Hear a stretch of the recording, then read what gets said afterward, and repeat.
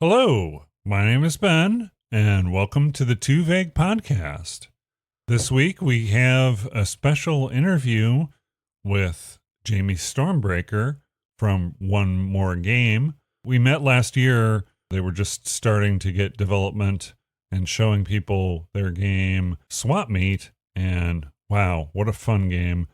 He was able to come on the show, announce the 1.0 release, the latest full release of the game. We just started talking right off the bat, so enjoy. Very absurdist humor thing. And it's really representative of a lot of there's three or four of us that have the humor in the game was very representative, like our personalities. I'm one of them. Our art director, our concept artist, one of the character artists. We all kind of had this idea, this weird ass game, and then I went to my lawyer with like four different ideas, and I was like, I don't think I should name it this because people might. I don't really want to make that joke, and they're like, nope, you should name it that. And I was like, all right, I guess I get to lean into the only game where you swap your meat with the enemies you beat. Yeah. I feel like, and originally I was like, we don't make that joke, you do, and now we're just like, who cares? It doesn't matter. It's the internet. We're just having fun, but while there's like this underlying just ridiculousness to the game, it's a serious game. And we are developers that have worked on things like League of Legends, Guild Wars. My business partner was the first hire of Blizzard. He was the lead programmer and producer on Warcraft, StarCraft, so Diablo's development. We've been in the industry for a long time. And now we're making indie games that are called fucking SWAPMEAT. You know what I mean?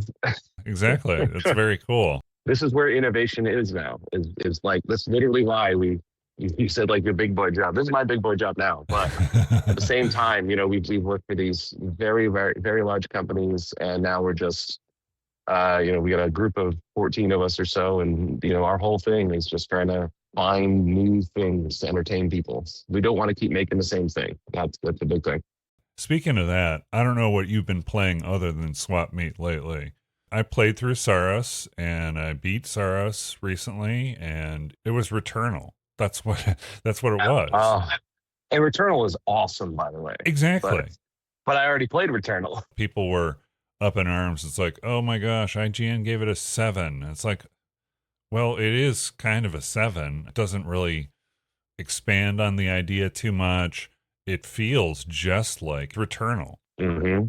I kind of agree. It's like for different reasons. Yeah, it's a great game and you should play it, but it's not anything new or unique, or it's like Returnal 2. But I mean, it was fun. I did have fun with it. So yeah. This is not a slight. The work that Smart did. It was. Yeah, I don't know if you make games, but it is really brutally hard, and no slight on the work that folks are doing when they are building something similar. The reality is every game is kind of derivative of something. I'm 41 years old. I grew up believing that EverQuest invented the entire idea of Dungeons and Dragons, but I didn't know what Dungeons and Dragons was yet.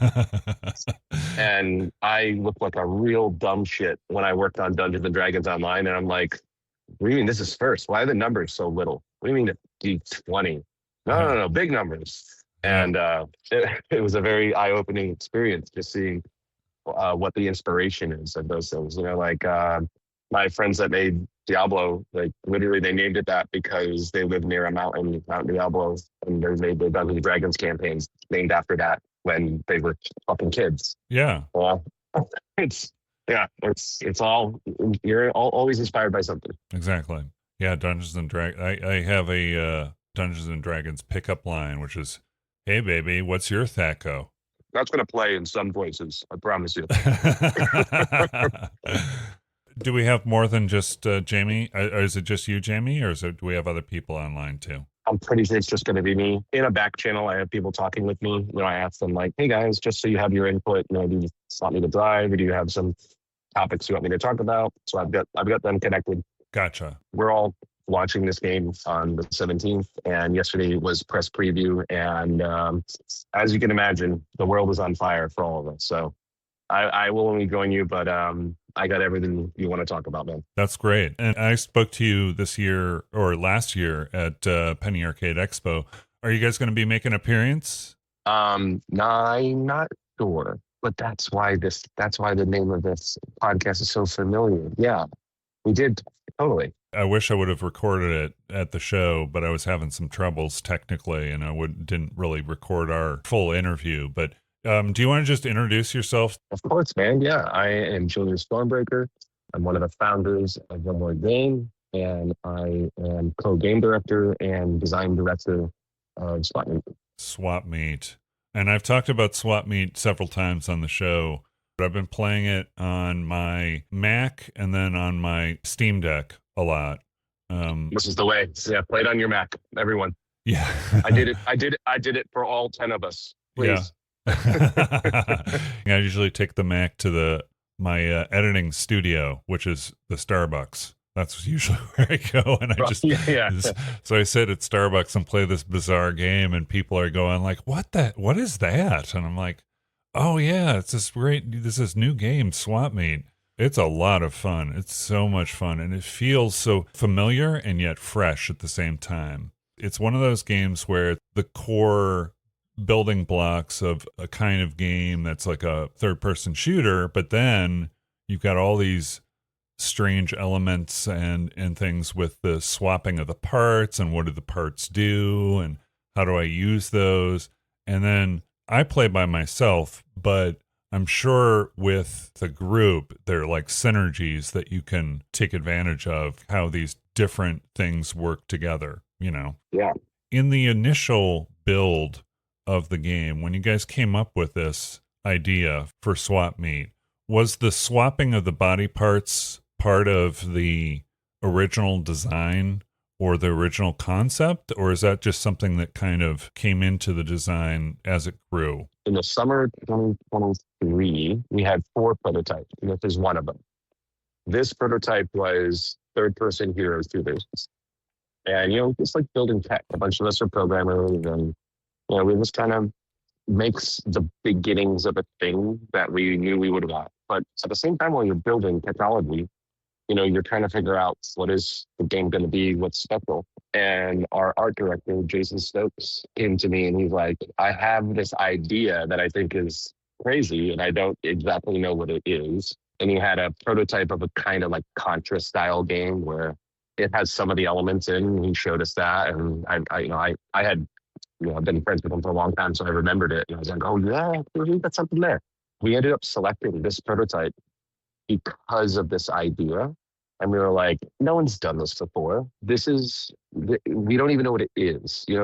It's like the word meat. There's just so much to explore, right? Oh, that is from him too. Like he from day one, this is his humor. I fully believe is the funniest man that I've ever met in my entire life. He's like, this is the basic idea. And then I designed all of our combat and what the mechanic actually is and like how it plays into a third-person shooter. And I'm really inspired by things like Quake 3 and Overwatch and, Team Fortress and Counter-Strike. And so anyone that plays it might be able to pull out, they got in my head, they could be like, yeah, you pulled that from here, you pulled that from here. But we had a lot of problems to solve because there's no one you can look at and be like, what does it look like when you can change the player's abilities out from under them? Yeah. Because they swap their body parts. Also, body parts have health on them. You can lose them. Some of them are more powerful than others. Some of them more situational. We had to really come up with a brand new design language for what these things are.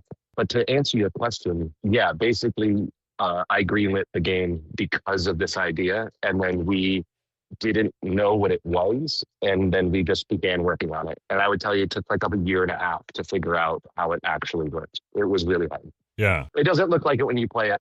I promise you. It's really smooth. And the only problem I had with it on the Steam Deck is sometimes when I end my game, the screen freezes and it doesn't completely shut off. Yeah, you're picking up on some of our early access bugs, and we are actively working with Valve right now to get fully verified, and we're in the end stretches of performance. And our goal is that we want. I think you need 4 gigabytes of video RAM on your graphics card. We just updated our min specs and our requirements. Recommended. We need basically an M1 Mac, and then we do want 30 frames per second at a minimum on any one of the Steam decks that are out. And then we're all excited for the Sweet Machine. I can't wait to play with that. Yeah. Yeah. Let me just say it works great. The version that I have, I've had to bump down the settings just a little bit, but it's, I mean, for what it is, I don't need extreme textures and stuff. I just need the game to work and have, just have fun. I don't need all the different really, really, really detailed stuff, right? It's just a fun game. It's just so fun. Anyway, meat. You've got these little meat quotes when the loading screen happens, little blurbs in the upper right-hand corner. Is that just a pool of things everyone gives you their meat thoughts, and then they just, you just put them in there for the loading screen? People have pestered me to make those actual tips to like be helpful for the game. And I was like, no, I'm not going to do that. What that really is a bunch of us worked on Guild Wars at ArenaNet and Guild Wars 2. Uh-huh. And we had this thing called the quote file. So if anyone said anything stupid, we'd put it in a file and commit it directly into version control. Okay. And a lot of those are things that we've actually said accidentally out loud. Okay. Some of them are just like one of the guys on our team, Lewis. He's a programmer and insanely witty, but he loves puns and dad jokes, and he's so quick. And so there's like a bunch of those in there. It is just another like little carve out of the personality of the teams. I could have put useful things in there, but I really want people to know that human beings made this and we cared about it, and I want people to have a window into what it's like in our office. Like what is it like playing games with us? So there's a lot of absolutely stupid stuff in there. I did not write all of it. It is an open thing that anyone can add something to. Very little rules around it. Yeah. Because one of the things I thought of, there was I don't know if you ever saw the television series Better Off Ted. It was kind of like yeah. Okay. I think it was the second episode of the first season where they were making synthetic meat. They were growing meat in a lab. And Ted and, I forget what the supporting character's name was, but they both come into this guy who's in a room tasting the meat, and he's sitting there and he's like, "Oh, what do you have for me today?" And they go, "What does it taste like?" Takes a taste. He has this blank look on his face, and they go, "Does it taste like beef?" And then she goes, "Chicken, we'll take chicken." He goes, "Tastes like despair." So I was thinking that I do know what that is because someone linked that to me. I sent it to one of the guys who set it up. Yeah. Yeah, I got. Yeah, it's really funny. Like that's exactly the kind of humor. So when we all live in a world that is really rapidly changing, maybe at like a rate that is unsafe. Yeah, not 100% sustainable. Yeah, and we recognized that 3 years ago. And so a lot of what we're building is inspired by Mike Judge, like Idiocracy. Oh, yeah. The second boss in the game is called the Monday Night Midterms. You fight the Pounding Fathers, which it's a wrestling inspired match. It's very over the top. I think by 1.0 we'll have like there's walkout music for them. We really went all in on this one joke of just like President Camacho. No politics here. I'm just saying like the world, like late stage, what happens, It's what plants crave. I mean, we have Blizzy Gulp in the game, and it's, what am I supposed to drink? Water, like from the toilet?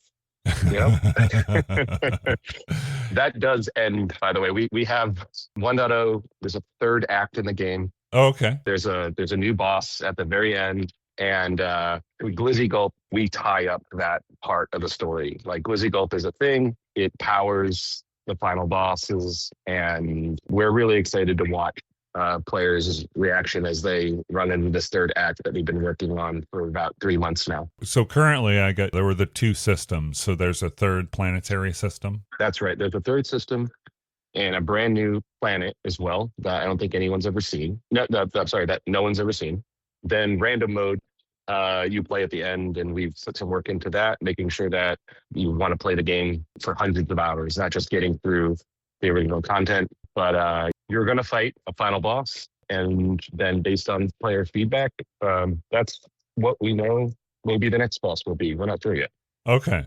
So we're still, even though 1.0 is coming out, can you say the release date, or is it still it's still flexible right now? No, I certainly can. It's June 17th. June 17th. Is it still going to be sort of an early access kind of cycle in addition to, I mean, it's a full release, but you're still involving the community in this whole development, right? That's true. We will never stop doing that. But a 1.0 for us means that the vision of the game is complete.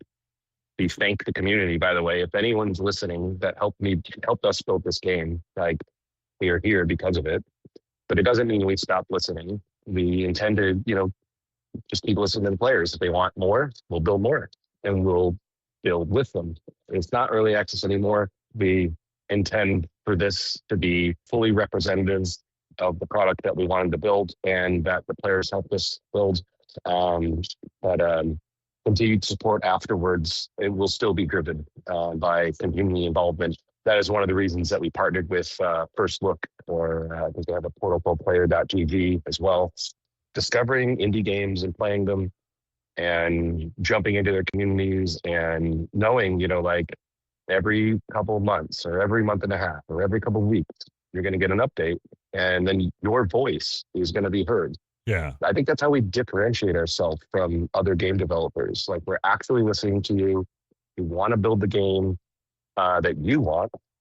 We're imprinting ourselves on it as well. It's a tricky balance there, I would imagine. It's like you don't want to lose your own game's voice or your own vision, but at the same time, you want to take that feedback and ponder it and actually make decisions based on that feedback, right? Yeah, my favorite phrase that I've ever heard that I constantly use is no bad ideas in a brain drizzle, right?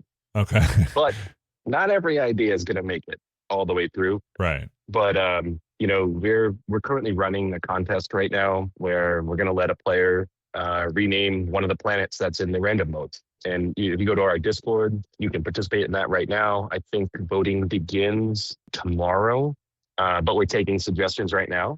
Okay. And this is how we make stuff, especially the irreverent humor of this game. We want people to do it with us. This is fun. So you talked about your history with other companies and how this is a group of people who have worked with other larger development organizations, quote unquote, larger, right?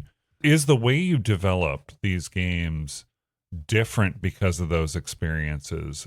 One of my thoughts would be like, just this is where my head would go to would be, we did the development in this and this and this way, and I don't think we took enough community feedback or involved the community enough, or we didn't have the freedom to do these things that people wanted us to do. I mean, is there a part of this company that is built on let's make these things with others as opposed to let's make this game and put it out just because that's what we do as a big company? We just want to make the money, I guess.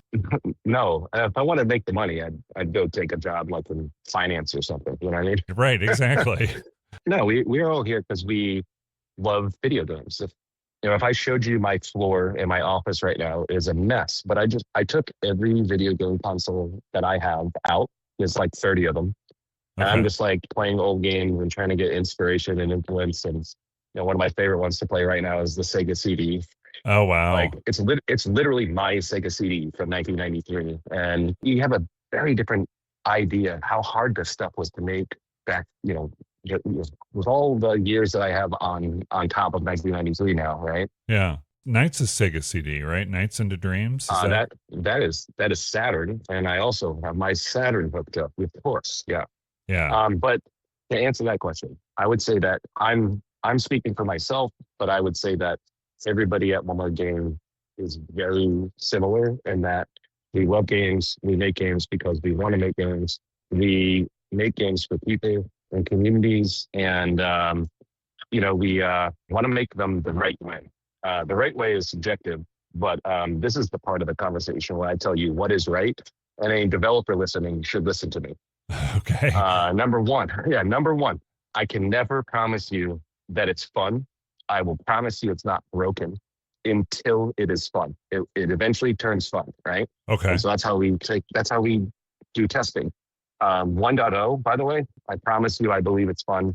That's when we hit that gate, right? Yeah. But you got to value your players' time. There's, so many games that people go play, and we want to make sure that there's a reason that you tell your friend group, to sit down and play the game on a Friday night. This is a co-op game. We did it intentionally, so you play with your friends. Yeah. You can play by yourself as well, but that's a requirement for us. And then, where this came from, we call this alpha-driven development. We wrote about it on our blog a couple times. I've spoken about it at GDC. I mean, you mentioned it briefly when we had our conversation too. What is it called again? It's called alpha driven? Yeah, it's called alpha-driven development. So the idea is that, we're going to constantly, as soon as we think internally that we had a little bit of fun, so you play something, you're like, was that kind of fun? And if someone else says I think that was kind of fun, you're like, all right, we should give this to our friends now. And then you go grab 4 of your favorite friends that will actually sit down and play your really not great game yet. And then you start getting feedback immediately. And you just do that every 2 weeks. And that's literally what we do. We've done that for 7 years now on this product for 3 years. Eventually, you solve all the user experience issues, you solve balance issues, you get some great ideas about content in the game, weapons, abilities, and then you try to attribute that to players. And so alpha-driven development is literally about building a game when we open, whereas game development prior, I would say everything outside of the 20s here, right? Mm-hmm. Sounds so weird to say the 20s, but everything out of the 20s, we kind of developed things and then we would hold it and hide it until we had this bomb to go off, like, check out this game. My business partner and I, Pat, we never believed in that. And the reason is because you might not know, but the earlier days of Blizzard, they did do this. They did it with friends and family, though. It was just a lot smaller and, the audience was smaller. On Guild Wars, they pioneered something called E3 for everyone. E3 was an event that used to run in Los Angeles that was like the gaming event to learn about new games. Yep. And the press could only go. And so Pat and I are a couple years different. I was renting his games from Blockbuster Video when I was 14 years old. And he and I met later in my life and, we're really good friends now. But they built this thing where you could just play their game. And it was the same demo anyone on the game floor could play. Right. And they had hundreds of players that were playtesting Guild Wars. What we tried to do is take that and some of the experience that I had building games at Turbine and at Riot, and we combined those ideas into something that we called alpha-driven development, which is basically the idea that you build with community. And the tagline at the very top is, I can promise you it's not broken, but I can't promise you it's fun until it is. And that is all we're trying to do. The whole company embodies that. So you call it alpha driven because it's in an alpha state, in a constant sort of state that gets iterated upon and built to a point where it's ready to go for release. Is that why it's called alpha driven development? I'm trying to wrap my head around. That's exactly right. Yeah. Player expectations of what a complete game have changed. The industry 5 years ago is so different, right? Yeah. Alpha players, I think, really understand that means unfinished. If you say it's a beta, they start to maybe raise their expectations. And really, I want help. I want to build a game with you, but it is not about trying to present a complete product. Early access really used to be, hey, my game's not done. Can we get some eyes on this? Can we get reviews on this? Can we gain some momentum? Right. And I think one of the things that we realized when we went into early access in October is that expectations of what early access are were really increased. Yeah, we call it alpha driven because it's the bottom. Right. It's like, you gotta know, this game's not done yet. It's a work in progress. Yeah, absolutely. Entirely. It's organically grown, like meat in a lab. No. But anyway, it's in a lab. Yeah. Yeah, because there are so many companies out there. Like Hades 2 was one of those ones. It was being developed at the time, and I don't know if that was necessarily alpha driven, but it was sort of a pre-release. It was playable and there really weren't a lot of bugs. It was fun to play, but it was just they were still working through things. That seems like a different sort of development philosophy, though, for them, for Supergiant, because it Yeah. seemed like they had their core ideas and what they were working on. They were just kind of working through the bugs and the balance as opposed to doing anything with involving the community with creativity stuff. Is that wrong? I mean, what do you think? Is there a different focus? You said there were differences in the way that people handle this early access stuff. Yeah. So, they're in a unique situation. They're amazing developers. We love Hades and Hades too. They're in a unique situation because they're building a sequel to a game that is already perfect. Like it's amazing. Yeah. I think that the way that they approach early access, and I'm speaking from an outsider. I Right. don't know anyone working there, but is, hey, we've got this game. These are the mechanics. This is what we're changing. The content's not done, and they're literally looking for feedback on the changes to the core systems that they made. And they had a really buttoned up early access, which was nearly up. It's so close to launch. It's just like the game did, all the content's not there. Right.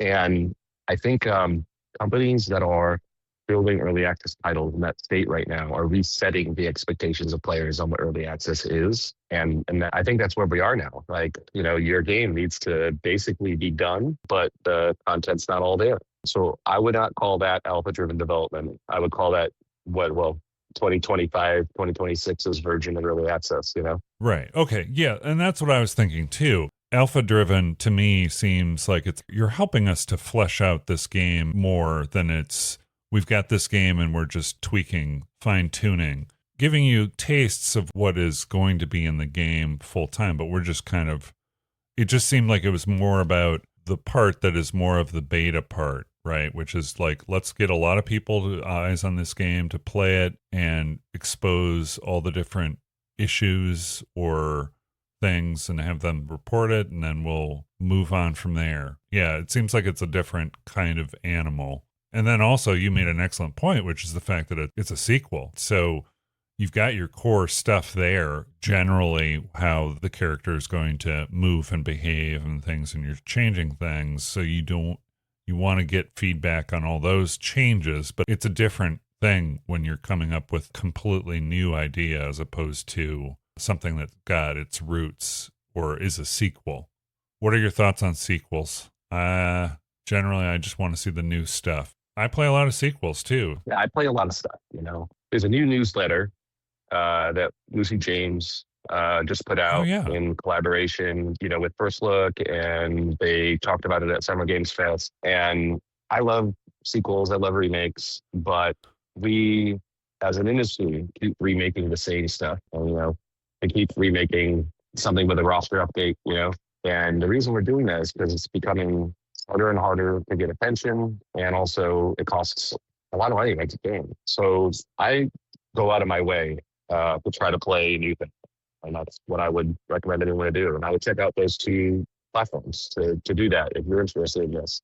We didn't really have this problem in the games industry until probably like the last 10, 11 years or so. The film industry started feeling this probably like in the 70s and 80s, right? Like it took them a while to have it too. And we see that very accelerated right now. I mean, nothing against the Star Wars movie or a Marvel movie, but I absolutely was floored when you see something brand new in the theater. And Project Hail Mary is the one that sticks out to me. Obviously inspired by things that I loved in the 80s and 90s, but it's an entirely new movie. Yeah. On TV or on streaming, like Netflix is Stranger Things, entirely new. However, obviously inspired by, I want to see more of those things. But if players don't come trying new things out, it won't happen. Like literally, I love real-time strategy games. I love massively multiplayer online games.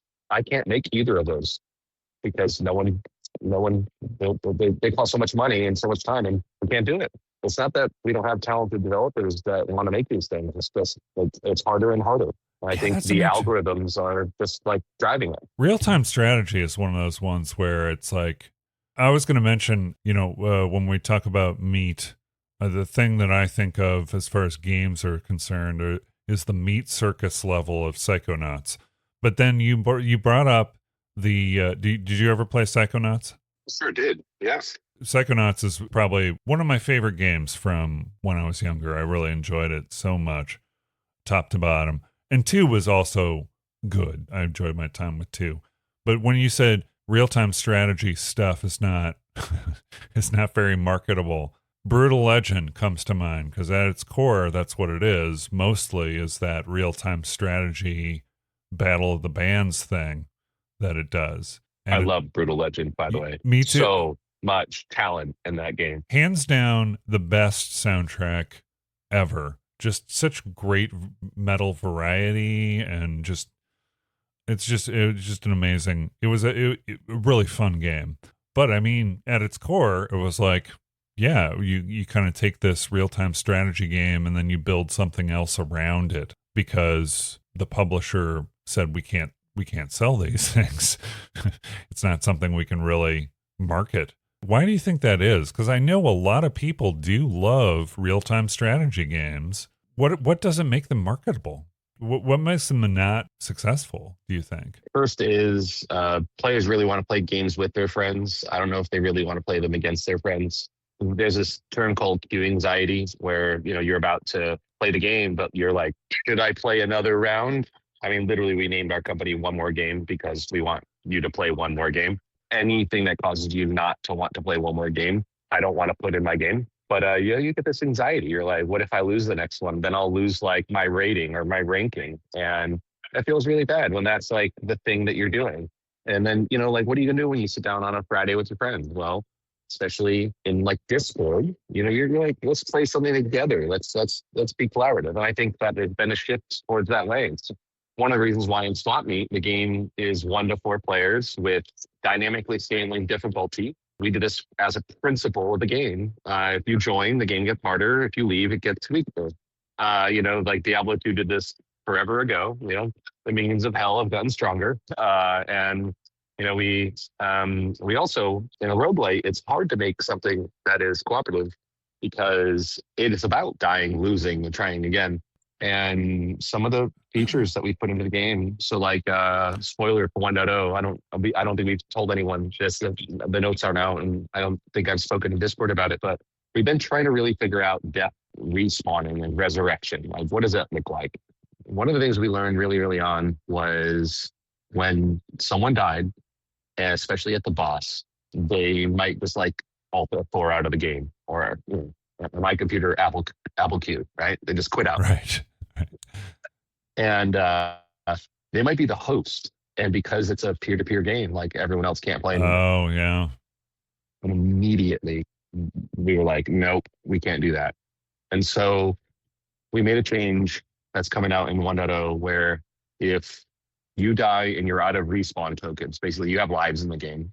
Uh-huh. If you're out of them, you'll go into a down state and a player can come up to you and hold, interact for 8 or 10 seconds or something, and then you'll get back up. What is important there is that if everyone's downed, it's over. Mm-hmm. And we know that we made the game easier if you're playing with at least one friend. But that is a thing we decided to accept. It's okay that the game's easier because you're playing with your friend and you're having a good time. Yeah. But circling back to real-time strategies, like fundamentally the game is about heavy, sweaty competition. And they're really hard to make and they're expensive. There are a lot of systems going on in the background too, as far as, they're just, Oh yeah. Now that you mention it, they're difficult. There are a lot of systems that you need to keep all up in the air, whereas maybe that's wrong. I'm not a programmer. I'm not a code monkey, but anyway, as you were saying, and then the time it takes to make a game is a lot. As game developers, we put all the money in before we make any money. We have no idea if the game's going to do well. And as developers, I think what we really need to do is kind of just let's talk to players early. This is why alpha-driven development is important to me. Let's talk early to people. What do you think about this? Let me show you a prototype really, really early on Reddit. where, especially for the audience too, like I'm not going to go on YouTube and put this out because people are going to roast me and be like, this guy doesn't know how to make games. I'm like, dude, I don't come to McDonald's enough to brew out of your hands. Come on, like, but like the audience is really important. So we found that there's a handful of Reddit subreddits that we have gotten a lot of great attention in, and a lot of great feedback. And we go in there and we're like, what do you guys think of this? There's definitely going to be some version of real-time strategy game that people want, but we haven't found it yet, right? We didn't find it yet, and I would love to solve that at some point. I have no idea, but yeah, it's hard. Interesting. Man, I wonder if there's something I don't know. Now my how to make real-time strategies interesting and engaging and fun to a point where they're successful sales-wise is going to be going around in my brain for the rest of the day, probably. Thanks for setting me on that path. I appreciate it. So anyway, maybe I set myself on that path. I'm happy to answer whatever you want to talk about, man. It's all good. For this game specifically, what are sort of the games that would inspire you? You mentioned that you play your different consoles, right? The one console that I have that's my historical console from back in the day is the Dreamcast. I have a lot of good memories about my Dreamcast, so I've got it still hooked up. I couldn't keep all my consoles. I had to get rid of them at certain points in my life, so I never accumulated all of my consoles, unfortunately. But there are a lot of avenues to go down and relive those experiences now, where back 10, 15 years ago, there wasn't. You said you brought out your Sega CD recently. What were you playing on that? What sort of games, when you play a game that is a retro kind of feeling game, what pulls you in? What are some of your favorites? Yeah, well, my favorite part about it is revisiting it as a developer today versus, playing it as the person that, was 10 or 12 years old or whatever, right? Yeah, oh yeah. But right now I am playing Snatcher on Sega CD, which is Hideo Kojima's, like adventure game, kind of like King's Quest. Oh, okay. It's excellent. I cannot believe how good it is, and I never played it. It's towards the end of the console. Yeah. I also played through the Earthworm Jim Sega CD version, which had extra levels. The music is from Tommy Tallarico. It's unbelievable. Yeah. Terminator, also Tommy Tallarico's soundtrack. Very, very good on the Sega CD. Entirely different game than every other Terminator. But licensed games didn't always have the best. No, they didn't.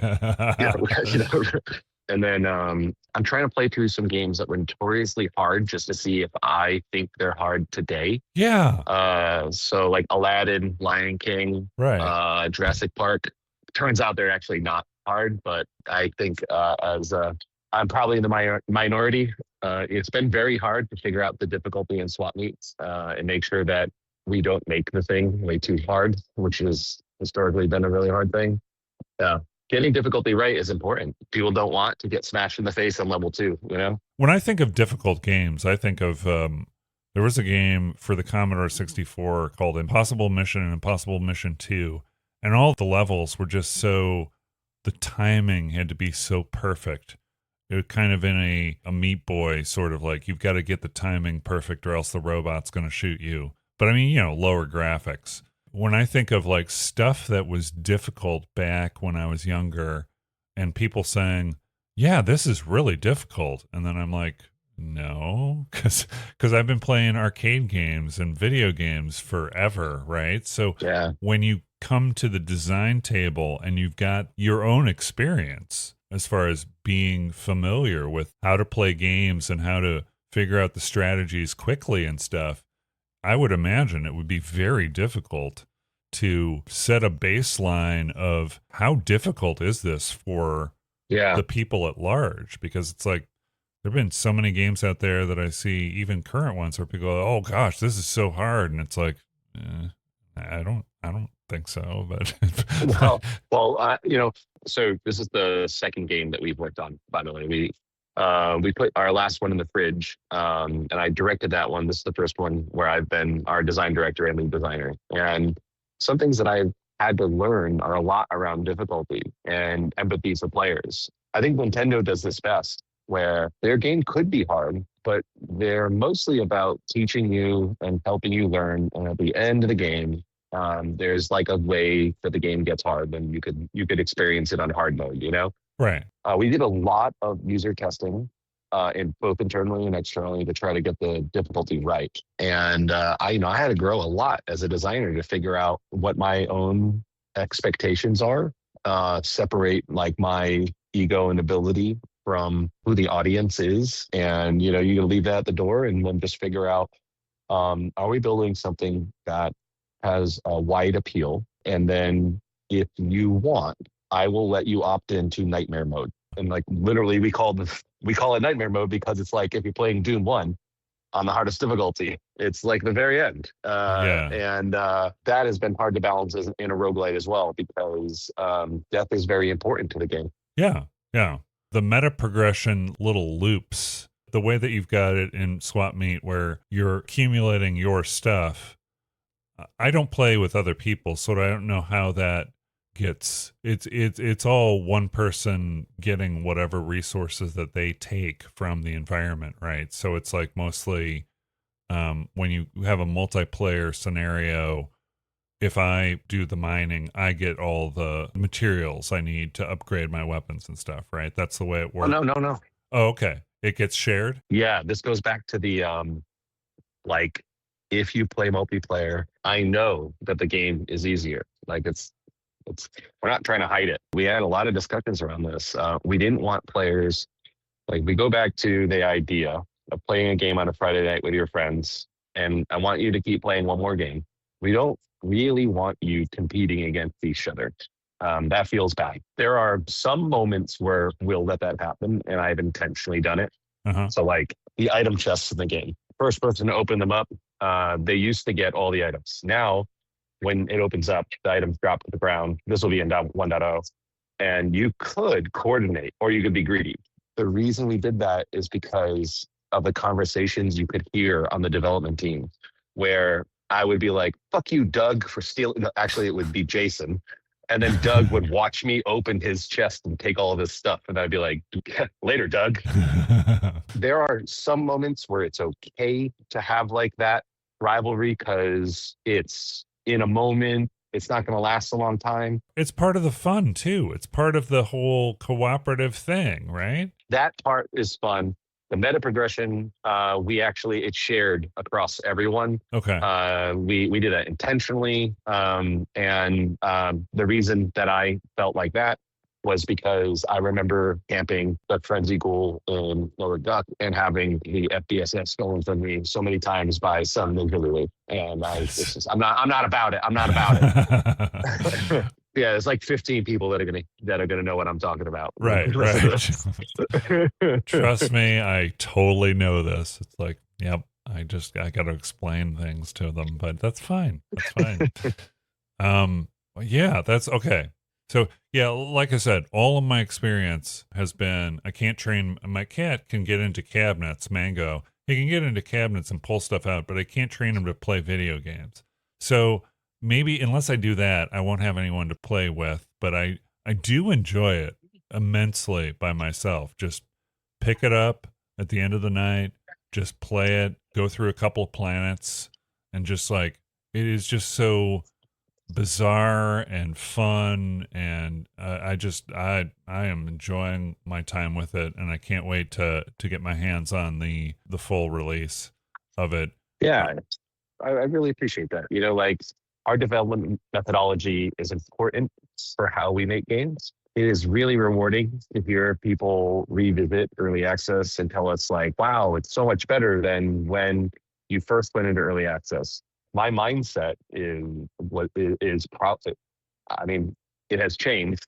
I think player expectations have moved on what early access is. Yeah. And, we, with best intentions, released a game that we felt was ready for further testing, but also, put your money where your mouth is, and I'm going to give you some cool cosmetics that are exclusive that you won't get anytime other than early access, which is true. By the way, like anyone listening, go grab our Founders Edition. We're going to retire it. Anyone play tested the game. They have custom stuff as well. The whole way we have done this. And I think that our methodology might need to adjust slightly for expectations. As we go into 1.0, this will be a complete game. And, our hardest challenge right now is just letting folks know this is how we develop games. We believe early access is testing, and now the game will be done. It's not going to be a test version of the game. We are likely to continue to work on it, and we're going to continue to take player feedback and guidance. But when you buy the game on June 17th, you're getting the full game. Yeah. This is what we intended to deliver. Yeah, that's so great. Do you guys consider you guys are independent developers? Yes. Yes, we are. Okay, so the label of independent developer, is there like a set kind of when you've got fund? I mean, is there a definition of what separates an independent developer from a AAA? I mean, like, is it just the studio? Because I mean, you've got some independent developers, but then they end up getting published by a big company, so that's not necessarily an independent developer at that point. I'm a little, What are your thoughts? Yeah, so I think that this is an arguable point. Like, you could disagree, but when I think about an independent developer, it doesn't mean you don't have money. It takes money to make games. Right. If it was my own money, if I wasn't born poor and I was born rich, then I would have funded this myself, right? Right. But I don't think it's the money part. I think what it is the institutional support. So when you have a publisher or you go with a label that is well known, you get their brand recognition. You also get their entire network. You get all the support that they have, like community and marketing and making sure your regional pricing on Steam is right. Like, there's just like a massive list of things it takes to put a game out. Like an infrastructure support, like that kind of like, yeah, absolutely. And, for us, what I would describe as independent is that you yourself, with your team, make a game, you market your game, you make your community, you talk to your community, you make your social channels, you work on those. You might have some external support, but they're not like big names. You try to find other folks that are up and coming, or they're talented, but they're like moving to do their own thing. And that's what we aim for. That's what we look for. On staff, we don't have a composer. I mentioned that, we made this record, but that's not the composition in the game. That's like diegetic music that you find, like the jukebox, and you listen to a radio or whatever, right? Like, it's flavored music. But Austin Winnery did our soundtrack, and he doesn't work for us, but he's unbelievably talented and will work with us on it. And, so independent, I think, means that you're self-published. You largely have developed the game yourself or with your team. And that's how I would describe it. Okay. And it is very, very, very hard. And I cannot point to a single studio that is what I would call AAA and indie at the same time. Yeah. There are unbelievable indie titles like Silk Song, Hades 2, Deep Rock Galactic, Helldivers. Well, they're a little larger, but they did all that work on their own too. I would still even say that Arrowhead is they did all that on their own. And that game is amazing. With the game industry and all this talk about the concerns with AI stuff, and we're getting at the end of our interview here, so I don't want to start a new conversational thread. But with all that stuff, it's like indie games are where it's at as far as new ideas for me. Yeah. I want something new. I want something fresh. I don't want something that I played before. It's okay. There's a time and a place for comfort food. I'll pick up Saros and burn through a couple of cycles, but it's not what I want when it comes to end-to-end enjoyment of a game. It's just coming up with the new ideas and seeing how those things work and how do you make those better. And that's, I think the future of the industry is indie games. And, it doesn't seem like everyone else agrees, but I think it's not franchise, it's not these re-releases or sequels.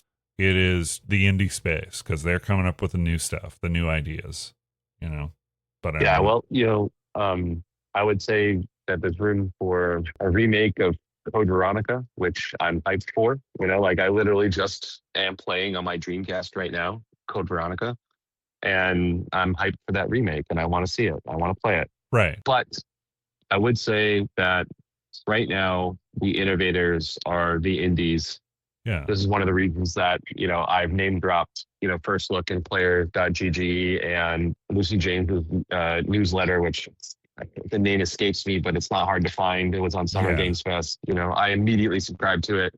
He is an amazing writer that I've been following since, like 2005 on GameSpot, Absolutely. I think that innovation comes mostly from us because when I say us, I mean indies, because we can take the risk, but the risk is that people don't pay attention and then they're too busy playing what's comfortable. And Yeah. so, really the only thing I could ask anyone to do is just play more games. Don't just listen to the top 10 songs on Spotify. Go find more bands, go watch more stuff, go play more games. Go down the rabbit hole. I mean, that's the thing. It's like we go down the rabbit hole all the time with cat videos and TikToks and stuff. Let's do it with games, because that's let's do it with games. Yeah, exactly. Yeah, and then we can only get as weird as we are because we are trying new things, and we'll never know what people want if you don't try to make something brand new. Exactly. That's part of not to skirt AI again, but it's just like that's the part of AI that I'm kind of bothered by. It's just it seems like the result would be is it homogenizes everything to just this kind of like average thing, and then it's like, well, what's that there's no joy in average. I mean, there may be comfort in average, but there's no joy in average. So no, that's the full intronification that we are inevitably hitting. I would say, for us, we believe that games are art. Humans consume art. They feel joy by art. And AI is not good at making art. Is sound effects, music, textures, models, animations, lore, story. This is just, in my opinion, this is just like the difference between having a nail gun and a hammer and a nail. Like on the back side of things, we might be using these tools, but no player will ever know because the art is made by human beings. Yeah. And this is just automation. Like no one 20 years ago was mad that I set up a continuous delivery server where, every time you commit to a version control, it automatically builds the game and deploys it. Yeah. Like that is literally why League of Legends doesn't go down for 33 hours every Wednesday now. We just fixed our problems with automation, Yeah. But when you make a commercial without putting anyone on blast, you make a full AI commercial. Yeah. People know, and they're like, "You didn't even fucking try. Why am I going to pay attention to what you just made?" That's kind of my attitude too. I've got the Gen Xer kind of like, like that kind of thing going on, where it's just like, just if you have a problem, don't complain about it. Just don't buy it. That's all you got to do, man. Art is the way humans connect with each other and the way they communicate. Code, I had to learn how to talk to computers, like that's not that's not normal. That's not, it's just like, that's what we decided to come up with to be able to tell the computer what to do. Right. That's not art. We, internally, we're going to continue to work on our tools. Our goal is to just make games really fast for people, follow their lead, make sure that, we're making something that people think is fun. Yeah. And at one more game, we think art is art and art is made by humans. And, that's our stance right now. As it should be. Although people will look at SWAPMEAT and think it's AI because it's insane. But I mean, just because it's insane doesn't mean it's AI. I mean, it doesn't. But I'm in the comment section. Until they learn how to draw a hand with less than 5 knuckles. They figured that out. So the new challenge is that they have to put their hand in front of their face. That's what breaks it right now. Okay. Well. Yeah. Follow me for tips. All right. Well, thank you so much, Jamie. We just kind of rolled right into the interview, but I really appreciate you taking some time to tell us about SWAPMEAT. I'll put all the information in the show notes. Eventually, at some point, we should get together and talk and do an actual traditional sort of word episode where we we share stuff, but I think with this, with SWAPMEAT, we wanted to focus on the game and your company and development. So Yeah, I appreciate it, man. but think of words you want to talk about because, I mean, meat could be interesting. Yeah, man, I really appreciate it. I'm happy to talk about other topics. I appreciate our conversation at PAX as well. We're just kind of focused on this launch right now, but Yeah. we're always happy to talk game development. All the words are already in the content table of the game. There's so much in there. And if there's ever a time when you have a little moment, think of the Two Vague podcast because we would love to have you on and talk about, not just your gaming experiences, your non-gaming experiences and your stories there too. So You got it, man. Yeah. thank you so much, Jamie. See you, man.